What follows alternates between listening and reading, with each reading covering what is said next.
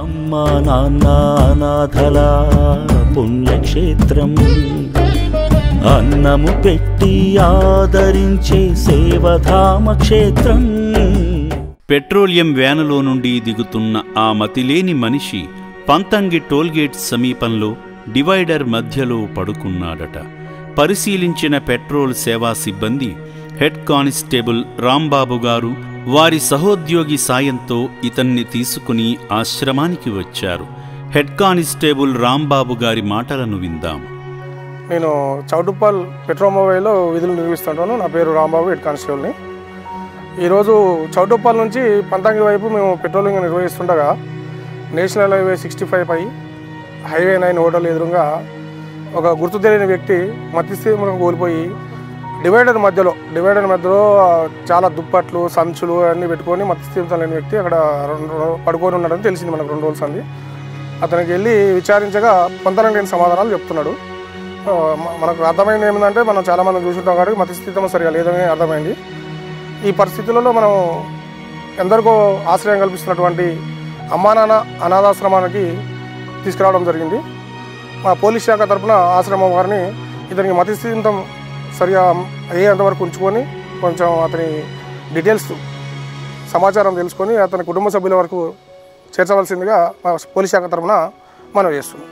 ఆ తరువాత ఈ వ్యక్తిని ఆశ్రమ సేవా సిబ్బంది సాయంతో ఆశ్రమంలోకి నడిపించారు.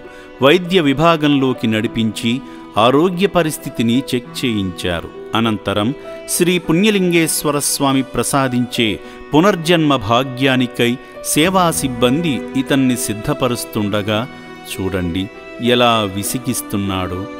జుట్టును కత్తిరించవద్దని పట్టుకున్న మనుషులను అతలాకుతలపరుస్తున్నాడు.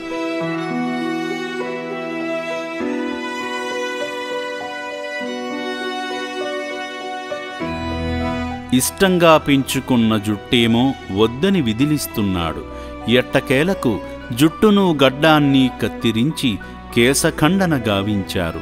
స్నానమాచరింపజేసి దాతలు అందించిన వస్త్రాలను ధరింపజేశారు.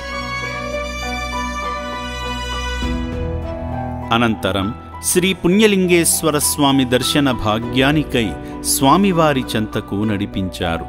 గంటను మోగించి స్వామి వద్దకు చేరాడు.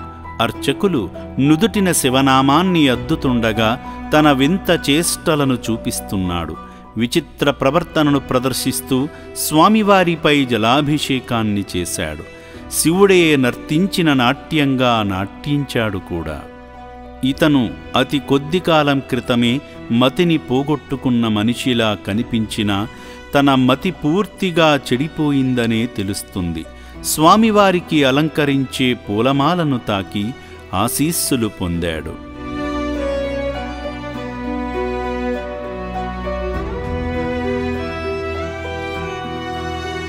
ఆ తరువాత మరొక్కసారి వైద్యశాలకు నడిపించి వైద్యురాలితో వైద్యమందింపజేశారు.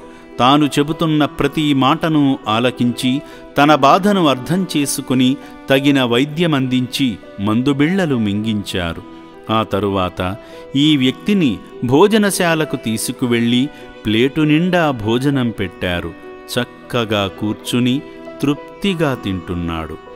మతిలేని మనుషులకు సాయపడుతున్న ప్రతి ఒక్కరికి శ్రీ పుణ్యలింగేశ్వర స్వామి ఆశీస్సులు సమృద్ధిగా అందాలని కోరుకుంటూ ఓం శ్రీ పుణ్యలింగేశ్వర స్వామియే నమః.